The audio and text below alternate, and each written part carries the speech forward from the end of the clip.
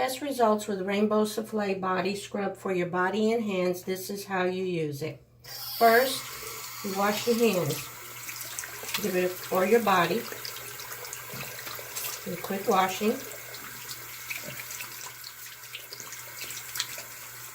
Because of course when you're in the shower you're going to wash yourself. So then you're going to use the Rainbow Souffle Body Scrub. And you're going to put a little dab on your hand. And then you're first going to rub it in. And you're going to feel the salt. And the salt is the healing part. So it's going to feel kind of gritty. So then what you're going to do is, once you've got it rubbed in, then you're going to put a little bit of warm water on it, like this, and then rub some more until all of the salt is dissolved.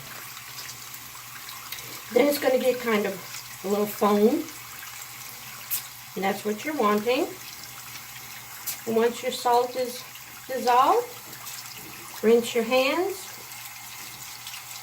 And they're going to be smooth, instantly smooth. And that's how you use it.